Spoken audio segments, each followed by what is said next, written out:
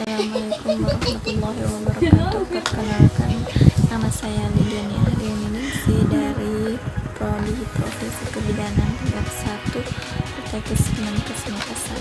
Nah, di sini saya akan mempresentasikan sekaligus menjelaskan mengenai cairan dan elektrolit. Cairan di dalam tubuh adalah merupakan larutan yang terdiri dari air atau pelarut dan zat tertentu atau zat terlarut. Sedangkan elektrolit adalah zat kimia yang menghasilkan partikel-partikel bermuatan listrik yang disebut ion jika berada dalam larutan. Cairan dan elektrolit ini masuk ke dalam tubuh melalui makanan, minuman, dan cairan intravena dan didistribusi ke seluruh bagian tubuh. Keseimbangan cairan dan elektrolit berarti adanya distribusi yang normal dari air tubuh total dan elektrolit ke dalam seluruh bagian tubuh. Komposisi cairan dan elektrolit di dalam tubuh sudah diatur sedemikian rupa agar keseimbangan fungsi organ vital dapat dipertahankan. Untuk mempertahankan keseimbangannya diperlukan masukan pendistribusian dan keluaran yang memadai yang diatur melalui mekanisme tersendiri namun berkaitan satu sama lain. Pada tubuh seorang dewasa sekitar 60% terdiri atas air, sementara pada bayi dan anak total komposisi air dalam tubuh lebih tinggi daripada dewasa, yaitu 70-80%. Di dalam tubuh, sel-sel yang mempunyai konsentrasi air paling tinggi antara lain adalah sel-sel otot dan organ-organ pada rongga badan seperti paru-paru atau jantung. Sedangkan sel-sel yang mempunyai konsentrasi air paling rendah adalah sel-sel jaringan seperti tulang atau gigi. Cairan dan elektrolit sangat diperlukan agar menjaga kondisi tubuh tetap sehat. Keseimbangan cairan dan elektrolit di dalam tubuh merupakan salah satu bagian dari fisiologi homeostatis yang melibatkan komposisi dan perpindahan berbagai cairan tubuh. Distribusi dan komposisi cairan.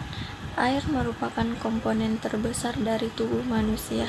Persentase cairan tubuh tergantung pada usia, jenis kelamin, dan derajat status gizi seseorang. Seiring dengan pertumbuhan seseorang, persentase jumlah cairan terhadap berat badan menurun. Seluruh cairan tubuh tersebut secara garis besar terbagi ke dalam dua kompartemen, yaitu intraseluler dan ekstraseluler. Yang pertama, cairan intraseluler. Pada orang dewasa, sekitar 2/3 dari cairan dalam tubuhnya terdapat di intraseluler. Sebaliknya, pada bayi, hanya setengah dari berat badannya merupakan cairan intraseluler. Kedua, cairan ekstraseluler. Jumlah relatif cairan ekstraseluler menurun seiring dengan bertambahnya usia, yaitu sampai sekitar 1/3 dari volume total pada dewasa. Cairan ekstraseluler terbagi menjadi cairan interstitial dan cairan intravaskular. Cairan interstisial adalah cairan yang mengelilingi sel dan termasuk cairan yang terkandung di antara rongga tubuh atau transseluler seperti cerebrospinal, perikardial, pleura, sendi sinovial, intraokular, dan sekresi saluran pencernaan. Sementara cairan intravaskular merupakan cairan yang terkandung dalam pembuluh darah, dalam hal ini adalah plasma darah. Terdapat dua jenis bahan yang terkandung di dalam cairan tubuh, yaitu elektrolit dan non-elektrolit. Elektrolit adalah zat yang terdisosiasi dalam cairan yang dibedakan menjadi ion positif atau kation dan ion negatif atau anion. Kation utama dalam cairan ekstraseluler adalah sodium atau Na+, sedangkan kation utama dalam cairan intraseluler adalah potasium A atau K+. Anion utama dalam cairan ekstraseluler adalah klorida atau Cl- dan bikarbonat atau HCO3-, sedangkan anion utama dalam cairan intraseluler adalah ion fosfat atau PO43-. Kandungan elektrolit dalam plasma dan cairan interstisial kurang lebih sama, sehingga nilai elektrolit plasma mencerminkan komposisi dari cairan ekstraseluler. Yang kedua, non-elektrolit. Zat-zat yang termasuk ke dalam non-elektrolit adalah glukosa, urea, kreatinin, dan bilirubin yang tidak terdisosiasi dalam cairan. Mekanisme keseimbangan cairan dan elektrolit. Pergerakan zat dan air di bagian-bagian tubuh melibatkan transport pasif yang tidak membutuhkan energi, terdiri dari difusi dan osmosis, dan transport aktif yang membutuhkan energi ATP, yaitu pompa Na-K. Osmosis adalah bergeraknya molekul melalui membran semipermeable dari larutan berkadar lebih rendah menuju larutan berkadar lebih tinggi hingga kadarnya sama. Seluruh membran sel dan kapiler permeabel terhadap air, sehingga tekanan osmotik cairan tubuh seluruh kompartemen sama. Tekanan osmotik plasma darah ialah 270 sampai 290 mOSml. Difusi ialah proses bergeraknya molekul lewat pori-pori. Larutan akan bergerak dari konsentrasi tinggi ke arah larutan berkonsentrasi rendah.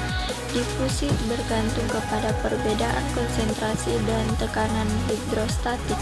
Pompa natrium kalium merupakan suatu proses transport yang memompa ion natrium keluar melalui membran sel, pada saat bersamaan memompa ion kalium dari luar ke dalam.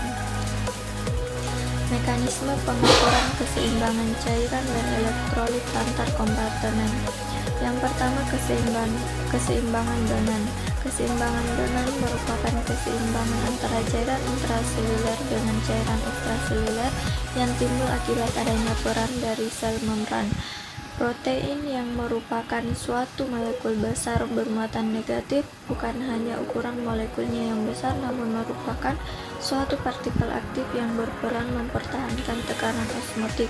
Protein ini dapat berpindah tetapi akan mempengaruhi ion untuk mempertahankan netralitas elektron atau keseimbangan muatan positif dan negatif, sebanding dengan keseimbangan tekanan osmotik di kedua sisi membran. Pergerakan muatan pada ion akan menyebabkan perbedaan konsentrasi ion yang secara langsung mempengaruhi pergerakan cairan melalui membran ke dalam dan keluar dari sel tersebut. Kedua, osmolalitas dan osmolaritas. Osmolalitas digunakan untuk menampilkan konsentrasi larutan osmotik berdasarkan jumlah partikel sehubungan dengan berat pelarut. Lebih khusus, itu adalah jumlah osmol di setiap kilogram pelarut. Sedangkan osmolaritas merupakan metode yang digunakan untuk menggambarkan konsentrasi larutan osmotik. Hal ini didefinisikan sebagai jumlah osmol zat terlarut dalam 1 liter larutan. Osmolaritas adalah properti kaligatif yang berarti bahwa tergantung pada jumlah partikel terlarut dalam larutan. Selain itu, osmolaritas juga tergantung pada perubahan suhu. Yang ketiga yaitu tekanan koloid osmotik. Tekanan koloid osmotik merupakan tekanan yang dihasilkan oleh molekul koloid yang tidak dapat berdifusi. Misalnya, protein yang bersifat menarik air ke dalam kapiler dan melawan tekanan filtrasi. Koloid merupakan molekul protein dengan berat molekul lebih dari 20.000 sampai 30.000. Walaupun hanya merupakan 0,5% dari osmolalitas plasma total, namun mempunyai arti yang sangat penting, karena hal ini menyebabkan permeabilitas kapiler terhadap koloid sangat kecil sehingga mempunyai efek penahan air dalam komponen plasma serta mempertahankan air antar kompartemen cairan di tubuh. Bila terjadi penurunan tekanan koloid osmotik akan menyebabkan timbulnya edema paru. Yang keempat yaitu kekuatan Starling atau Starling is forces. Tekanan kolit osmotik plasma kira-kira 25 mmHg, sedang tekanan darah 36 mmHg pada ujung arteri dari kapiler darah dan 15 mmHg pada ujung vena. Keadaan ini menyebabkan terjadinya difusi air dan ion yang dapat berdifusi keluar dari kapiler masuk ke cairan interstisil pada akhir arteri, dan reabsorpsi berkisar 90% dari cairan ini pada akhir arteri dan reabsorpsi berkisar 90% dari cairan ini pada ujung venus. Sistem pengaturan cairan tubuh. Dalam kondisi normal, cairan tubuh stabil dalam petaknya masing-masing. Apabila terjadi perubahan, tubuh memiliki sistem kendali atau pengaturan yang bekerja untuk mempertahankannya. Nah, di sini mekanisme pengaturan dilakukan melalui dua cara, yaitu kendali osmolar dan kendali non-osmolar. Kendali osmolar merupakan mekanisme kendali yang dominan dan efektif dalam mengatur volume cairan ekstraseluler yang terjadi melalui: yang pertama, sistem osmoreseptor hipotalamus hipofisis ADH. Osmoreseptor terletak pada hipotalamus anterior bagian dari nukleus supraoptik, terdiri dari vesikel yang dipengaruhi osmolaritas cairan ekstraseluler. Bila osmolaritas cairan meningkat, vesikel akan mengeriput. Sebaliknya, bila osmolaritas cairan menurun, vesikel akan mengembang sehingga impuls yang dilepas dari reseptor akan berkurang. Impuls ini nantinya merangsang hipofisis posterior melepaskan ADH. Jadi semakin rendah osmolaritas suatu cairan ekstraseluler, semakin sedikit ADH yang dilepaskan. ADH ini berperan untuk menghemat air dengan meningkatkan reabsorpsi. Yang kedua yaitu sistem renin-angiotensin-aldosteron. Mekanisme pengaturannya melalui pengaturan ekskresi Na pada urin melalui interaksi antara aktivitas ginjal dengan hormon korteks adrenal. Lebih dari 95% NR diabsorpsi kembali oleh tubulus ginjal. Korteks adrenal merupakan faktor utama yang menjaga volume cairan ekstraseluler melalui hormon aldosteron terhadap retensi Na. Pelepasan renin dipengaruhi oleh baroreseptor ginjal, konsep makula lutea yang tergantung pada perubahan Na di tubulus distalis. Bila Na menurun, volume tubulus menurun sehingga mengurangi kontak makula dengan sel arteriol. Akibatnya terjadi pelepasan renin.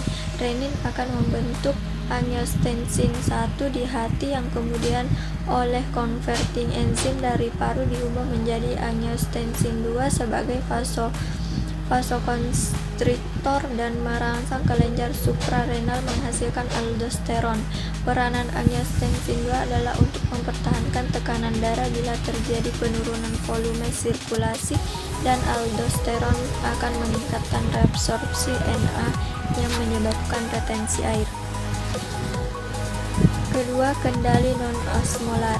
Mekanisme kendali ini meliputi beberapa cara, yaitu satu, refleks atau stretch reseptor.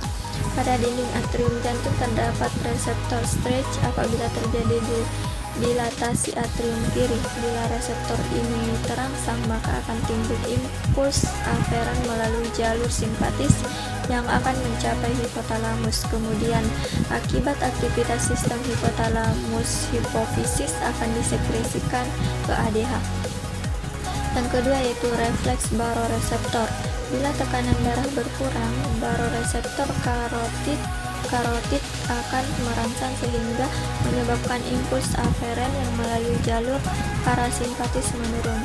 Akibatnya terjadi hambatan efek hipotalamus terhadap hipofisis sehingga sekresi ADH meningkat.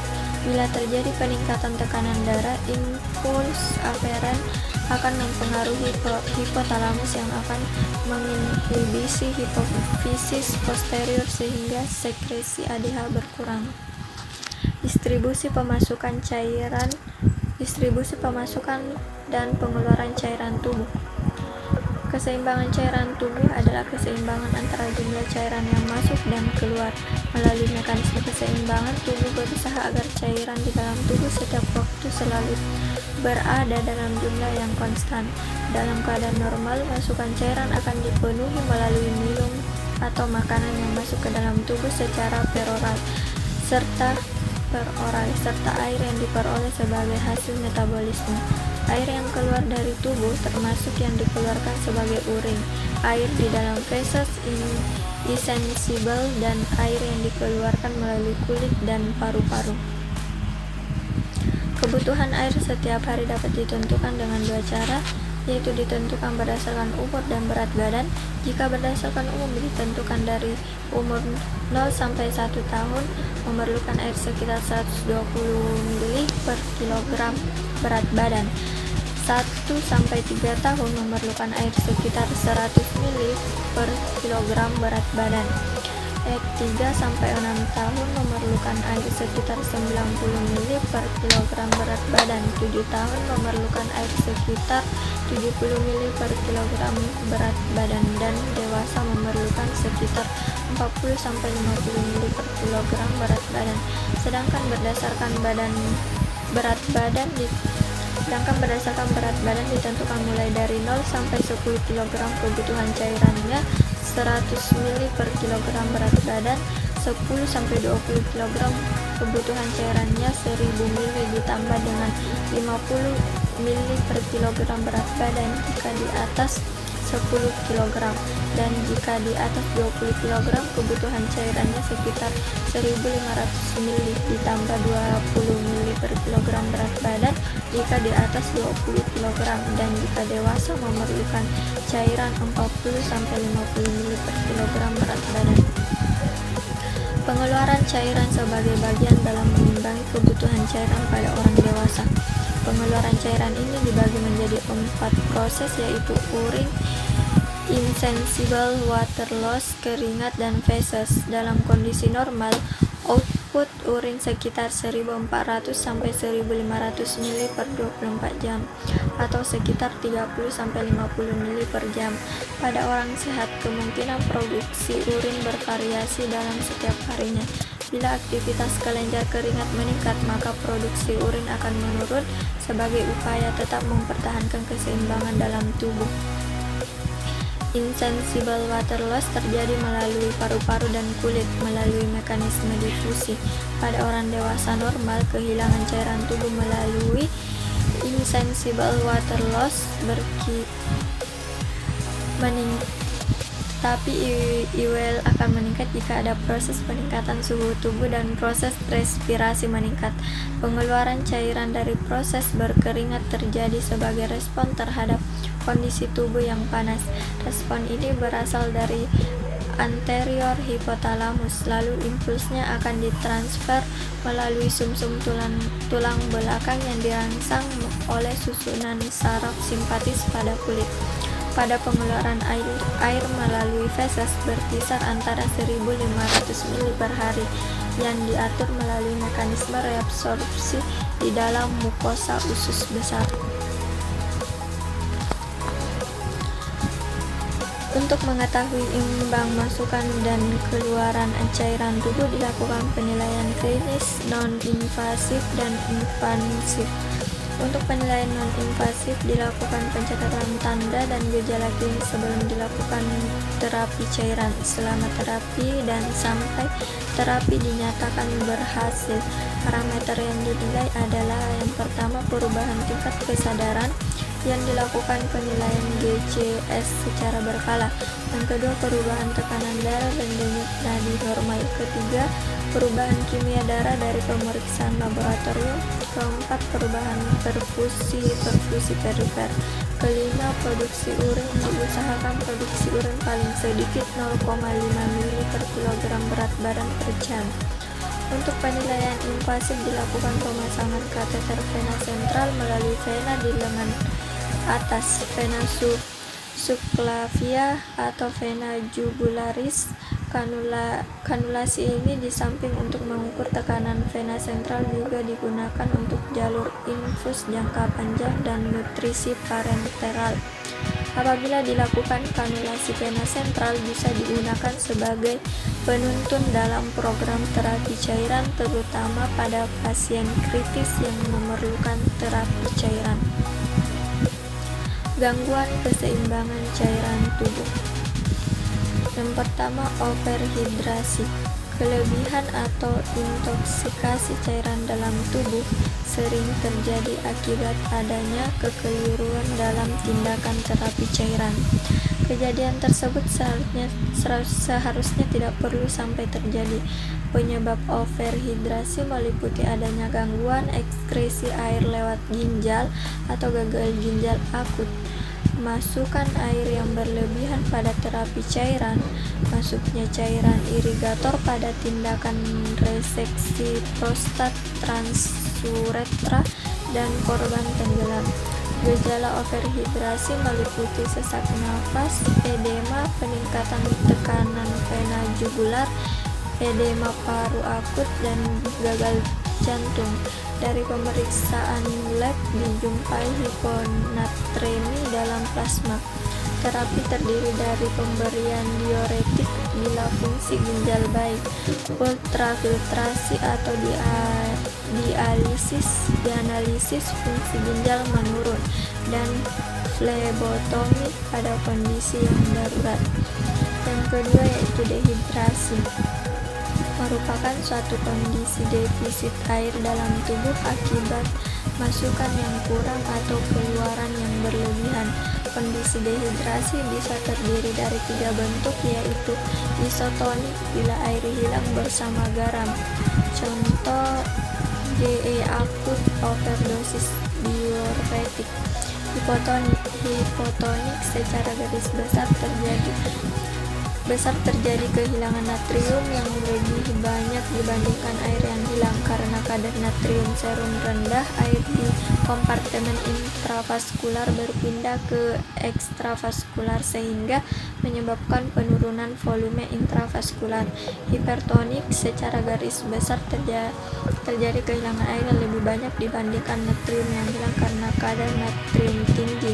Air di kompartemen ekstravaskular berpindah ke kompartemen intravaskular sehingga penurunan volume intravaskular minimal. Pemeriksaan laboratorium menunjukkan hipernatremia dan peningkatan hematokrit. Terapi dehidrasi adalah mengembalikan kondisi air dan garam yang hilang. Jumlah dan jenis cairan yang diberikan tergantung pada derajat dan jenis dehidrasi dan elektrolit yang hilang. Pilihan cairan untuk koreksi dehidrasi adalah cairan jenis kristaloid, RL, dan NaCl. Gangguan keseimbangan elektrolit. Yang pertama, hiponatremia. Kondisi hiponatremia apabila kadar natrium plasma di bawah 130 mg. Jika kadar, maka akan timbul gejala kejang koma. Hiponatremia ini dapat disebabkan oleh hipovolemia, CADH, polidipsi psikogenik, hipovolemia atau disfungsi tubuh ginjal, diare, muntah, tear space, loss diuretika, hipervolemia, sirosis, nefrosis. Koreksi hiponatremia yang sudah berlangsung lama dilakukan secara perlahan-lahan, sedangkan untuk hiponatremia akut lebih agresif. Dosis NaCl yang harus diberikan dihitung melalui rumus, yaitu NaCl sama dengan 0,6 dikali dB, N kadar Na yang diinginkan, N kadar Na sekarang, dB berat badan dalam kilogram. Yang kedua, hipernatremia. Jika kadar natrium 150 mg/L, maka akan timbul gejala berupa perubahan mental, letargi, kejang, koma, lemah. Hipernatremi dapat disebabkan oleh kehilangan cairan yang disebabkan oleh diare, muntah, diuresis, diabetes diabetes insipidus, keringat berlebihan, asupan air kurang, asupan natrium berlebihan. Terapi keadaan ini adalah penggantian cairan dengan 5% dextrose dalam air. Ketiga, hipokalemia. Nilai normal kalium plasma adalah 3,5 sampai 4,5 mgl. Disebut hipokalemia apabila kadar kalium 3,5 mgl dapat terjadi akibat dari redistribusi akut kalium dari cairan ekstraseluler ke intraseluler atau dari pengurangan kronis kadar total kalium tubuh. Tanda dan gejala hipokalemia dapat berupa perasaan lemas, otot-otot lemas, gangguan irama jantung. Terapi hipokalemia dapat berupa koreksi secara oral dengan memberikan masukan makanan yang kaya dengan kalium seperti buah-buahan, ikan, sayur-sayuran, dan kaldu. Sedangkan terapi untuk gawat darurat dapat dikoreksi secara parenteral tetes kontinu. Tidak boleh memberikan preparat langsung intravenus karena bisa mengakibatkan henti jantung. Preparat yang diberikan bisa dalam bentuk K-bikarbonat atau KCl. Selama pemberian, kadar K plasma harus dipantau setiap jam. Rumus yang digunakan untuk koreksi yaitu defisit K normal dikurang K hasil pemeriksaan dikali 0,4 dikali berat badan.